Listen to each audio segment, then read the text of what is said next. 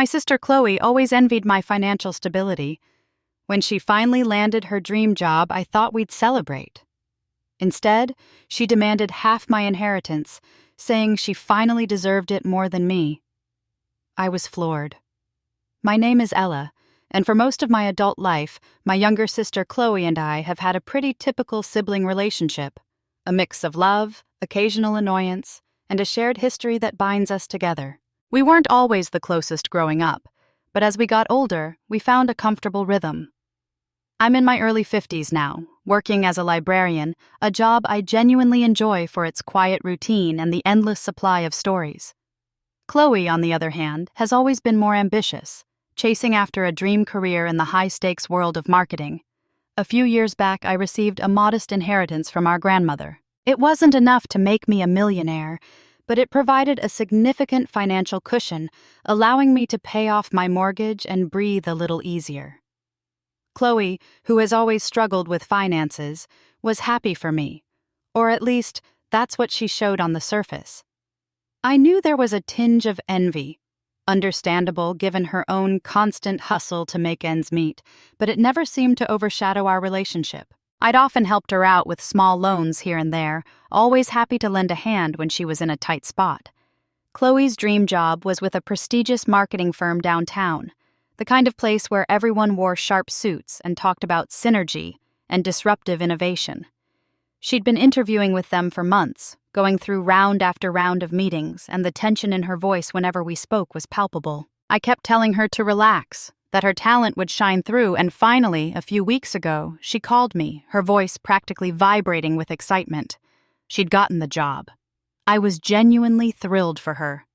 This was huge, the culmination of years of hard work and dedication. We went out for a celebratory dinner, just the two of us, at her favorite Italian place.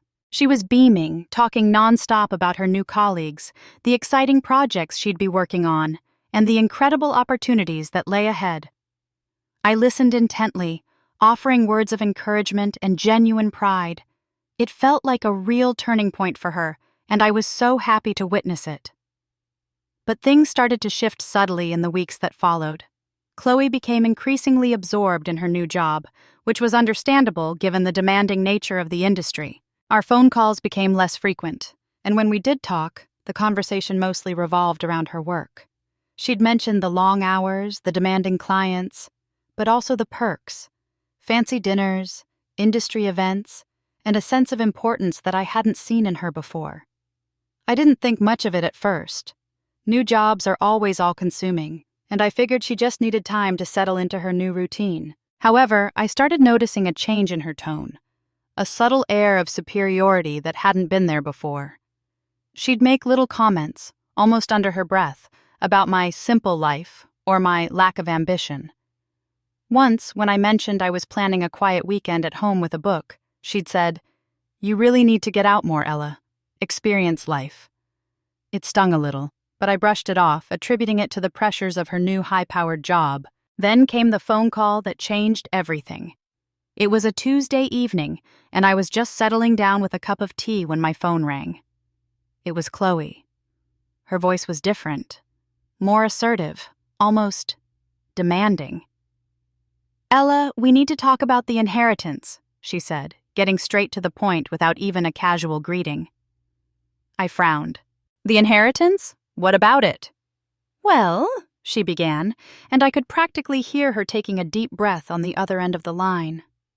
"Now that I have this amazing job, I've been thinking a lot about my future, my potential, and frankly, about what I deserve." My stomach started to churn. "Chloe, where are you going with this?" "I think it's only fair that you give me half of the inheritance," she stated matter-of-factly. I was stunned into silence for a moment. "Excuse me? Did I hear you right? Half?"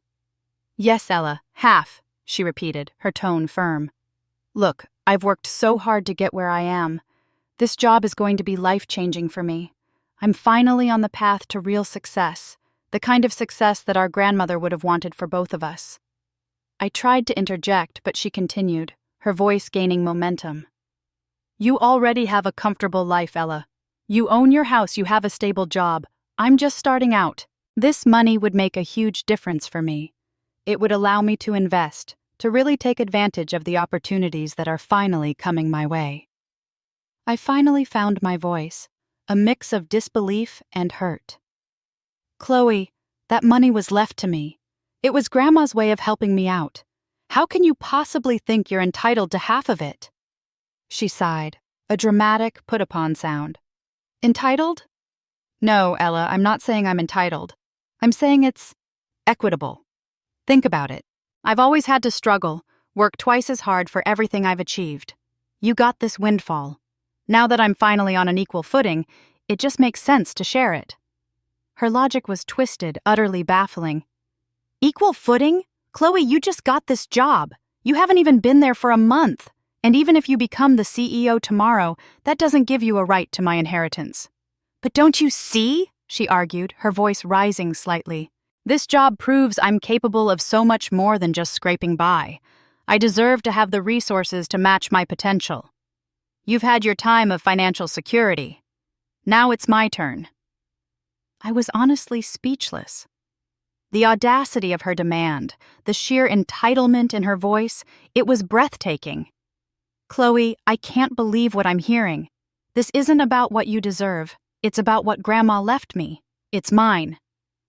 And I'm your sister, she retorted. Shouldn't we be helping each other?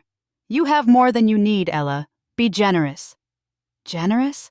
She was demanding half of my financial security, framing it as an act of generosity on my part. The irony was thick enough to choke on. Chloe, I've always been there for you. I've lent you money countless times. But this is different. This inheritance isn't just some spare cash lying around. It's my security. But you don't need all of it anymore, do you? She pressed. You're comfortable. I could actually use it to build a better future. The conversation went on like this for another 20 minutes. A frustrating cycle of her demanding and me refusing. She tried every tactic she could think of, guilt-tripping, emotional appeals, even hinting that our grandmother would have wanted us to share. By the end of the call, I was emotionally drained and deeply hurt. I couldn't believe the person on the other end of the line was my own sister. Over the next few days, the tension between us was thick enough to cut with a knife. We exchanged a few terse text messages, mostly Chloe reiterating her demand and me firmly standing my ground. I tried to understand her perspective, to see if there was any logic behind her request, but all I could see was a sense of entitlement fueled by her newfound success. It was like the job had inflated her ego to an unbelievable degree, making her believe she was suddenly entitled to things she hadn't earned. I confided in my best friend Sarah, telling her about Chloe's outrageous demand. Sarah, who has known Chloe since we were kids, was just as shocked as I was. Ella, that's insane, she said, her voice filled with disbelief. I know Chloe's always been a bit ambitious, but this is a whole new level. Does she have any idea how unreasonable she's being? Apparently not, I sighed. She genuinely believes she deserves it because she finally landed her dream job. It's like she thinks her hard work somehow negates the fact that the money was specifically left to me. Sarah shook her head. Some people, once they taste a bit of success, they forget where they came from. It sounds like Chloe's gotten a bit carried away. Her words resonated with me. It did feel like Chloe had forgotten our shared history, the times I'd supported her, the sacrifices I'd made. It was as if her new job had created a chasm between us, making her see me as someone less worthy, someone who didn't deserve the financial security I had. A week later, I received a formal letter from a lawyer. My heart sank as I recognized Chloe's name on the return address. I tore open the envelope, my hands trembling slightly. Inside was a demand letter stating that Chloe was seeking legal counsel to pursue a claim for half of the inheritance, arguing that it was fair and equitable given her current financial circumstances and future potential. I stared at the letter, my mind reeling. She was actually going to sue me? Her own sister? Over money that was rightfully mine? The audacity was staggering. I felt a wave of anger wash over me, quickly followed by a deep sense of sadness. Our relationship, which I had always cherished, seemed to be crumbling before my eyes, all because of her insatiable greed and inflated sense of entitlement. This wasn't just about the money anymore. It was about the betrayal. It was about the sister I thought I knew being replaced by someone I barely recognized. The letter ended with a request for a response within 10 days, failing which they would proceed with legal action. I crumpled the letter in my hand, a knot of anxiety tightening in my chest. I knew I had to take this seriously. I couldn't just ignore it and hope it would go away. Chloe was serious, and I had a feeling this was going to get very ugly, very quickly. The thought of fighting my own sister in court was sickening, but I also knew I couldn't just give in to her unreasonable demands. The inheritance was mine, and more importantly, the principle of the matter was at stake. Her arrogance had crossed a line, and I knew I had to stand my ground no matter how painful it might be. The first thing I did after reading that demand letter was call Sarah. Her initial shock quickly turned to fierce support. "You can't let her get away with this, Ella," she said firmly. "It's your money, and her behavior is outrageous. You need to fight this." I knew she was right. The thought of a legal battle was daunting and expensive, but the idea of giving in to Chloe's blatant entitlement was even worse. I asked Sarah if she knew a good lawyer, and she recommended someone she'd used a few years back for a property dispute. "His name is Mr. Henderson," she said. "He's tough but fair, and he won't let anyone push you around." I made an appointment with Mr. Henderson the very next day. He was a no-nonsense man in his late 50s with a sharp mind and an even sharper suit. I laid out the whole story for him, from the inheritance to Chloe's sudden demand and the subsequent legal threat. He listened intently, occasionally asking clarifying questions. When I finished, he leaned back in his chair and sighed. "This is unfortunate, Ella," he said. "Family disputes can be particularly nasty. Legally, the inheritance is yours. Your grandmothers will likely specify you as the sole beneficiary. However, your sister is trying to argue for a share based on equity in her current circumstances. It's a long shot on her part, but we still need to take it seriously." And he explained the legal process, the potential costs involved, and the possible outcomes. He advised me to gather any relevant documents, including the will, any financial records related to the inheritance, and even any communication I'd had with Chloe about it. "We need to build a strong case showing that the inheritance was intended solely for you, and that your sister's claim is based purely on her recent change in fortune, not any legitimate legal grounds," Mr. Henderson explained. Over the next few weeks, my life revolved around gathering documents and meeting with Mr. Henderson. It was a stressful and emotionally draining process. Every time I thought about Chloe, the anger and hurt resurfaced. How could she do this to me? How could money, especially money that wasn't even hers, drive such a wedge between us? Meanwhile, Chloe continued to try and pressure me. She'd send me text messages filled with self-pity and accusations, painting herself as the victim and me as the selfish older sister who was denying her a chance at a better life. I tried to ignore them, but sometimes her words would get under my skin, making me doubt myself for a fleeting moment. But then I'd remember her entitled tone, her complete disregard for my feelings, and my resolve would harden again. As the legal proceedings moved forward, we were eventually scheduled for a mediation session. I was hesitant at first. The idea of sitting in the same room as Chloe, knowing what she was trying to do, filled me with dread. But Mr. Henderson advised me that it was a necessary step, a chance to potentially resolve the issue without going to trial. The day of the mediation arrived, and I felt a knot of anxiety in my stomach. Chloe was already there when I arrived, looking impeccably dressed and radiating an air of confidence that I found infuriating. Her lawyer, a sleek woman with a condescending smile, greeted me with a perfunctory nod. The mediator, a calm and collected man, explained the process and encouraged us to try and find a mutually agreeable solution. Chloe's lawyer started by presenting their case, painting a picture of Chloe as a hardworking, ambitious young woman who was finally on the cusp of achieving her dreams, but was being held back by her lack of financial resources.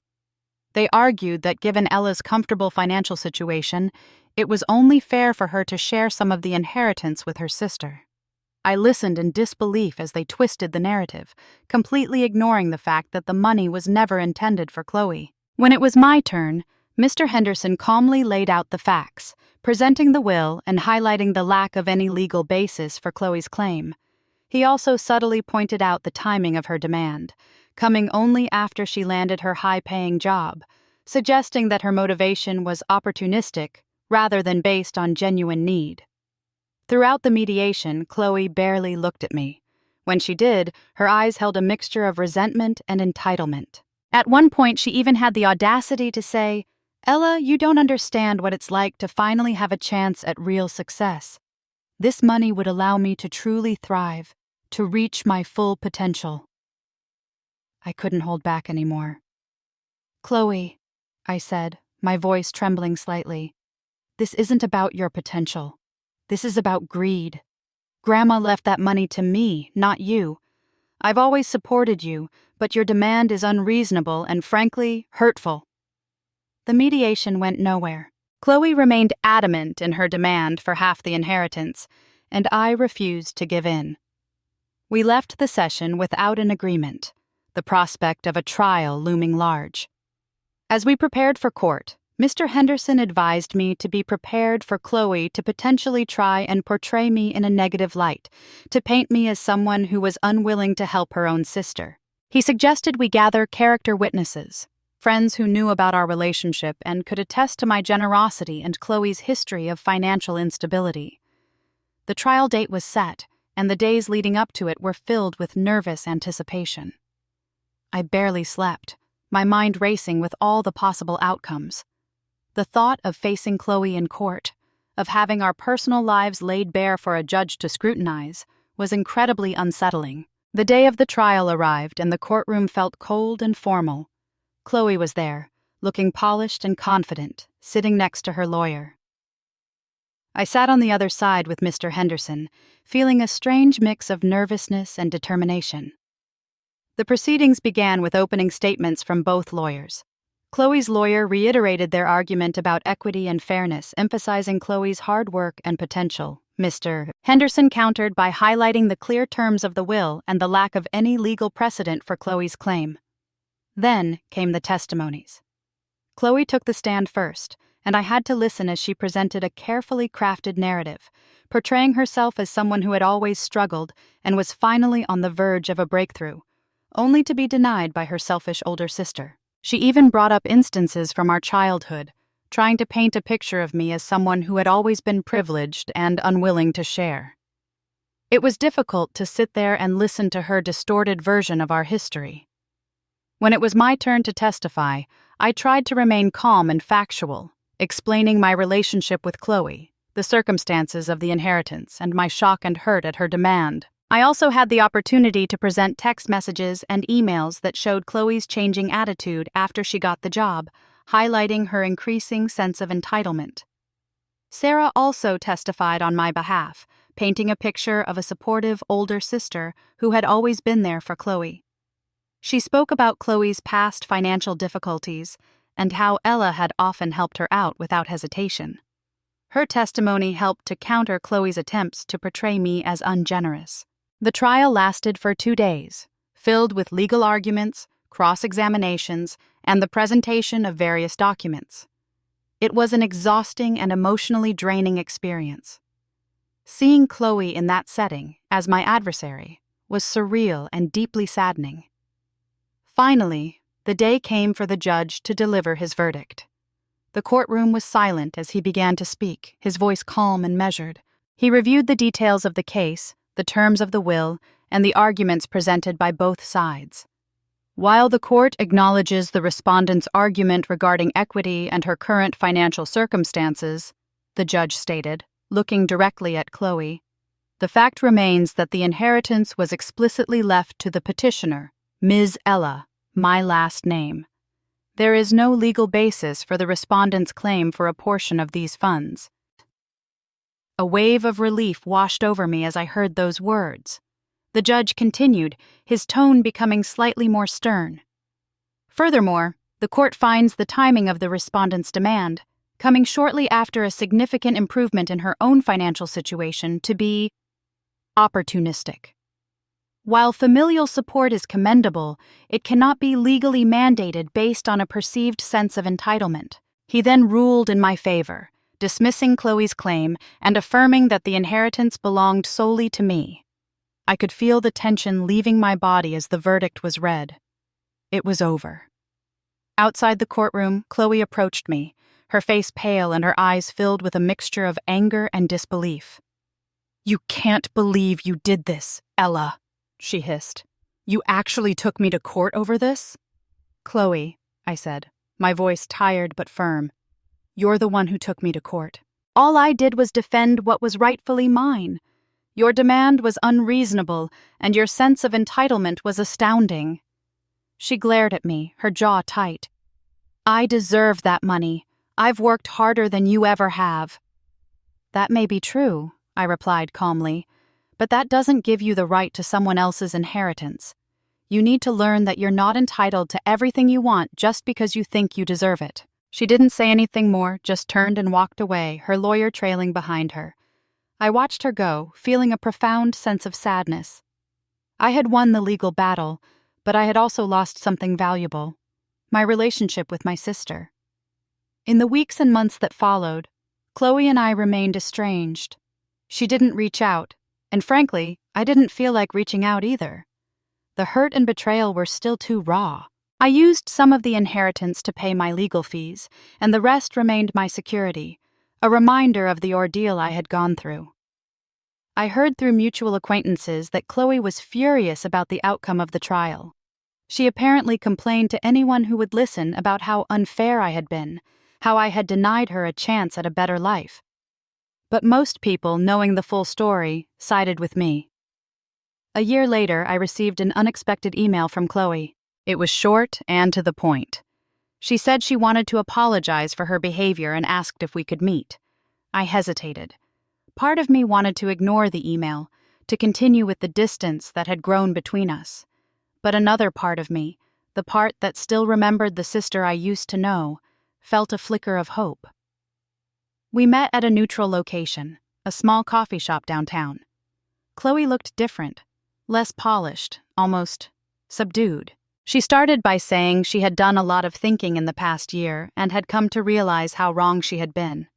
She admitted that her newfound success had gone to her head and that her demand for the inheritance was driven by ego and a misguided sense of entitlement. "I was so focused on what I thought I deserved," she said, her voice quiet, "that I completely disregarded your feelings and the fact that the money was yours. I'm truly sorry, Ella." Her apology seemed genuine, and for the first time since this whole ordeal began, I felt a glimmer of hope that maybe, just maybe, our relationship could be salvaged. We talked for a long time that day, about everything that had happened, about the hurt we had both experienced. It wasn't easy, and there were moments of awkward silence and lingering resentment, but it felt like a start. We didn't magically go back to being the sisters we once were. The trust had been broken, and it would take time to rebuild. But we agreed to try, to start with small steps, like regular phone calls and occasional visits. The experience taught me a valuable lesson about the corrosive nature of entitlement and how success can sometimes blind people to what truly matters. Chloe had chased her dream job and achieved it, but in the process, she had almost destroyed her relationship with her own sister. In the end, she learned the hard way that true worth isn't measured by a job title or a bank balance, but by the bonds of family and the integrity of one's character.